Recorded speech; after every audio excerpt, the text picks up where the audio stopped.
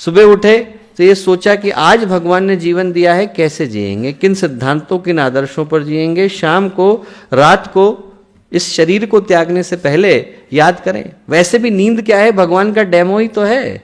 एक दिन पूरी नींद आ जाती है और बाकी दिन छोटी छोटी नींद आती है।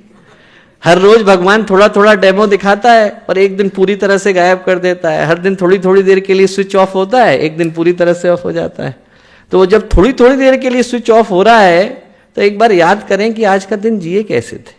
और दोस्तों, जब समीक्षा करनी है तो एकांत में की जाती है, भीड़ में नहीं की जाती। क्योंकि एकांत में क्या है, हम लोग वो हो जाते हैं जो हम असली में है। बाहर तो हम कुछ और है, अंदर आदमी कुछ और है। इसीलिए क्या है कि लोग कहते हैं कि जैसे ही हम लोग ध्यान करने के लिए बैठे वैसे बुरे बुरे विचार आ जाते हैं। वो बुरे बुरे विचार भैया पहले से वहां पर थे, ध्यान में सिर्फ याद आ गए हैं, पहले से थे। अभी क्या है कि जब आदमी अकेला हुआ, जैसे ही अकेला हुआ और वहां पर बाहर की भीड़ नहीं है, वैसे ही आदमी वो हो जाता है जो बाकियों के सामने नहीं है। बाहर तो आप करोगे तो आपके ऊपर चेक करने के लिए बहुत सारी चीजें हैं, लोग देख रहे हैं, सीसीटीवी कैमरा देख रहा है, न्यूज वाले फोटो लेने में लगे हुए हैं, सब चीजें। आंखें बंद करी तो वहां कोई नहीं देख रहा। वहां पर आदमी वो हो जाता है जो वो असली में है। और इसलिए आदमी को एकांत में होने की आवश्यकता है कि वो अपने आप को सही में तलाश करे। हमारा उद्गम कहाँ है, हम लोग आए कहाँ से, हमारा स्रोत क्या है। और जब आदमी खोजना शुरू करता है, तलाश करना शुरू करता है, तो दो चीजें मिलती हैं, या तो कूड़ा मिलता है या खजाना मिलता है। आप कहीं पर खोदना शुरू करो तो कंकाल भी मिल सकता है और नहीं तो सोने की मोहरें भी मिल सकती हैं। वैसे ही जब हम अपने आप को तलाशते हैं तो दुष्प्रवृत्तियां भी मिलती हैं और आदमी को संभावनाएं भी मिलती हैं।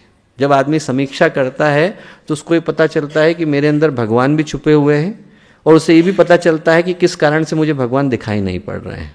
जिन कारणों से भगवान दिखाई नहीं पड़ रहे हैं उनको हटाने का नाम आत्मसुधार है, और जिन कारणों से भगवान थोड़ा और क्लियर दिखने लग जाएं, जो आंखों पर कैटरैक्ट आ गया है वो चला जाए और भगवान दिखने लग जाएं, वो लाने का नाम आत्मनिर्माण है। पहली चीज संकल्प, दूसरी चीज समीक्षा, तीसरी चीज दोस्तों जो हम लोग कर रहे हैं उसके अंदर गुणवत्ता लाने की आवश्यकता है। पूजा पाठ हम लोग रोज करते हैं, पर जो कर रहे हैं उसके अंदर भावों का समावेश करने की आवश्यकता है। क्योंकि जो बाहर का कर्म है वो तो शरीर है, और जो उसके अंदर की भावना है वो उसका प्राण है। यदि वो भावना उससे विदा हो जाए, वो दिशाएं चली जाएं, वो उद्देश्य चला जाए, तो फिर साधना निष्प्राण हो जाती है, निष्फल हो जाती है, निरुद्देश्य हो जाती है। आदमी करता तो है पर प्रभाव कुछ नहीं आता। लोग शिकायत करते हैं कि साहब हमने करोड़ों जपे पर कुछ लाभ नहीं हुआ। इसलिए नहीं हुआ क्योंकि हम लोग संकेतों में उलझ करके बैठ गए और ये भूल गए कि किस उद्देश्य के साथ साधना कर रहे थे। जैसे रेलवे का गार्ड झंडी दिखाता है तो गाड़ी चलती है, लाल दिखाएगा तो रुक जाएगी, हरी दिखाएगा तो चल देगी। अब यदि कोई ये सोचे कि झंडी के कारण गाड़ी चल रही है तो गलत है। गाड़ी तो इंजन के कारण चल रही है, झंडी तो सिर्फ दिखाने का ही कारण है।